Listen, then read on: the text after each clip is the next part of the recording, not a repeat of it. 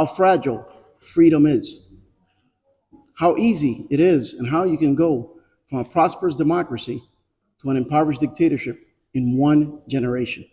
What are the clues, and what is it that you have to figure out?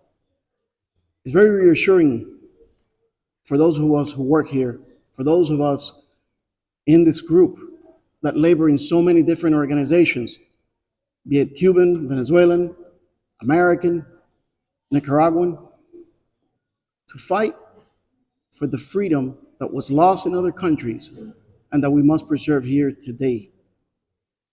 Which is why, for all of us who work here, it is an honor to have a champion and a leader who understands the importance of freedom. The freedom is like water. Doesn't matter where it's threatened, it threatens you.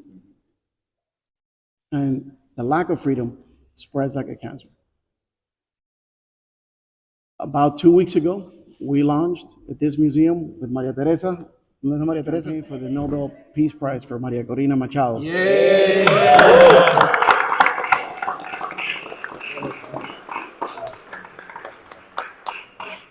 And I couldn't wait for the moment that the leader that has more strongly supported the cause of the Venezuelan people in the United States Senate came and chose this venue to announce that he is also supporting Maria Corina Machado and led that initiative with his colleagues in the Senate and in the Congress and is spearheading that effort. It is a great honor to introduce and to be given the honor to introduce our great senator, our great friend, and more important, someone who is not a politician, someone who is a leader, and there is a difference. Senator Rick Scott. Well, first off, I want to thank everybody for coming. If you just stop and think about it for a second, why would anybody want to oppress another person? Why would you do that? Why would anybody want to traffic another person? Why would anybody want to harm a child? You just stop and think about it for a second. You have to be an evil, evil, evil person to do that. Unfortunately, as we all know, there's evil in the world. And we see it every day. We see it with the Castro regime, Diaz-Canel. We see it with Maduro. We saw it with Chavez. We see it with Petro. We see it with Ortega. And we see people that are so weak.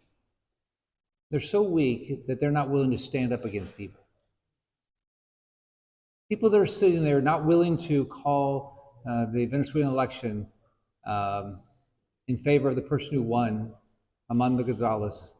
You have to say that they are allowing evil to succeed. So let me just recognize a few people to start. I want to thank Marcel for, I think this is going to be an unbelievable museum when it opens. I look forward to bringing my grandchildren here. I took my daughters when they were teenagers to Auschwitz and Birkenau because I want them to understand that oppression in the world does not stop. It's constantly happening, and if you're not fighting against it all the time, it'll repeat itself. So I think this is going to be a good opportunity. I plan on bringing my children, my grandchildren here so they can see this and see that if we don't fight for this, as difficult as it might be some days, it'll happen again. We'll lose our freedom, and we're the place. We're it. There's a place to move. The United States is the last beacon of hope in the whole world. Now, there ought to be a lot of places. They got some pictures, but this is the place. Let me tell you a story think about what happened. So when Ukraine was invaded, right, Americans were very supportive. We saw what was happening. We saw the videos, the pictures, things like that. What's happened since then is we've lost sight of what's going on. The Russians are continuing to kill Ukrainians. We just don't see it. Right, so one thing we did in our office is we, after Israel was attacked, we put up a poster of all the hostages. I mean, they killed over 30 Americans. They're still holding American hostages, some alive, some dead. And we got to tell their stories. We got to tell the story of every one of these individuals. They've either been killed by Maduro, are being held hostage. They all have a family. We can all relate because we have families, right? And nobody wants any of our families to be harmed. So it might not be the easiest thing to listen to the stories of how people are being tortured. Kids are starving to death. Kids can't get medicine. It's going on every day in Venezuela, in Cuba, in Nicaragua, in Colombia. So right now, what we're seeing in Venezuela is this: the opposition won the election. No ifs, ands, buts about it. You have to really admire what Maria Corina Machado did and her team by getting the ballots and showing people. I mean, they have proof. They have to say, "Oh, we know we won." No, They have the ballots. They put it out publicly. No one in the world can say that they don't know what happened. Now you can say, "I'm going to turn a blind eye to this. I don't care what goes on here. I don't care about Venezuela." That's what people can do. That's wrong. But you can't say they didn't win. Armando Gonzalez is the president-elect. Yes. So,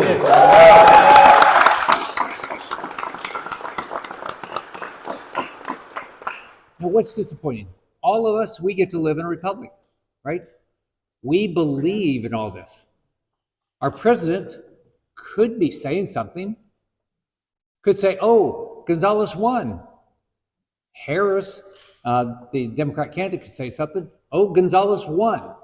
How hard would that be? They can't do it.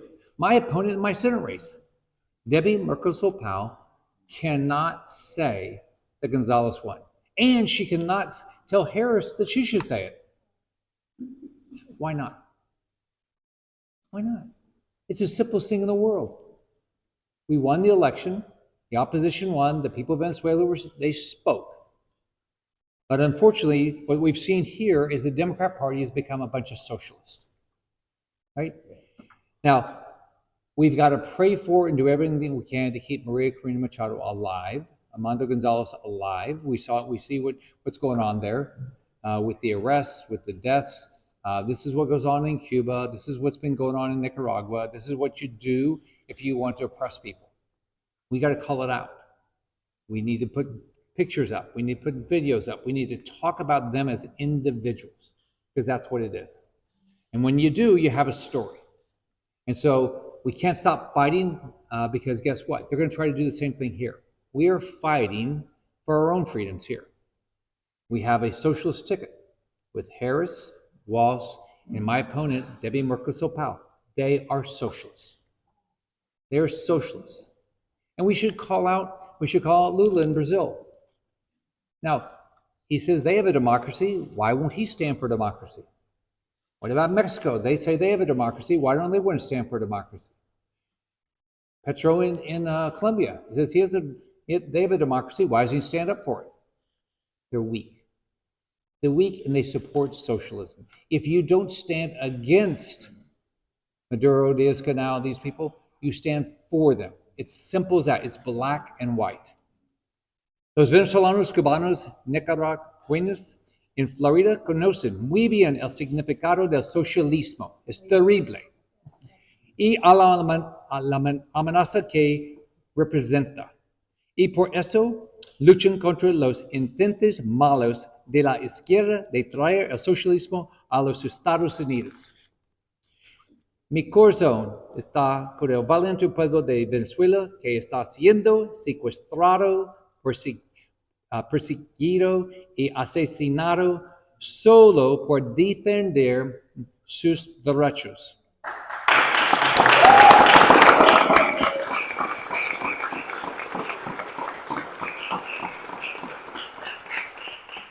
¿Dónde están los socialistas? Kamala Harris, Biden, Debbie Mercosur-Powell. Ni Joe Biden, ni Kamala Harris, ni la socialista Debbie Mercosur-Powell han hecho nada. Nada.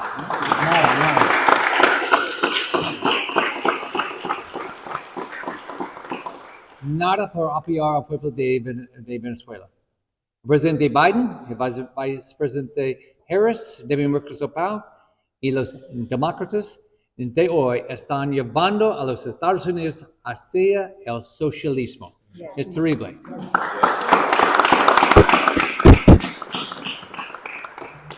Por eso estoy decidido a cambiar el rumbo de este país. Por eso estoy corriendo para mi reelección y por eso estoy luchando tan duro para que el presidente Trump vuelva a la Casa Blanca.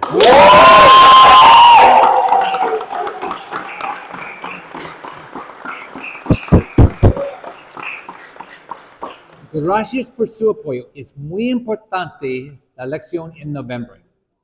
No socialistas. Muy importante, apoya a María Corina Machado, Armando González, contra Díaz Canal, contra Petro, contra Ortega, contra Maduro. Y lucha todos los días para la libertad y democracia en América Latina. My message goes straight to the American people. Why?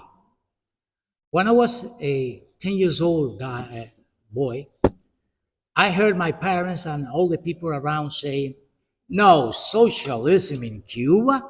No, that's impossible. 90 miles away from the United States? No way. We are a republic. We have a long history of fighting, struggling. It's impossible. Socialists triumph in Cuba. They impose socialism, a dictatorship that still 65 years ago is still there. Have destroyed the country, have submitted control everyone, has destroyed families, have destroyed the economy, has destroyed everything of value in Cuba. 25 years ago, I was one of the many Cubans telling Venezuelans, do not vote for the socialists. Please, they will take control of your country. The Venezuelans at the time told me, and us, no way! We are a strong country, the longest and strongest democracy in Latin America. We have institutions, we have wealth, we have everything. You know what? Socialists triumph in Venezuela. And What still, is Murkacel Powell gonna change when she comes to Senate? She's gonna be the same person that was in Congress. So why vote for socialists? I don't understand. Please, let her know that we wanna know what is her program. What is she gonna do when she gets elected? I don't care anymore. She already has 2 months saying who is the senator, which we know is not true. So tell me what you're gonna do. And let's do a clean campaign for the Senate of the United States. So just wanted to say that because we had such a good speakers at the beginning, but Senator Rick Scott, you got my full support, and I will still work till November, till we see you again in the Senate, and then as a leader of the majority.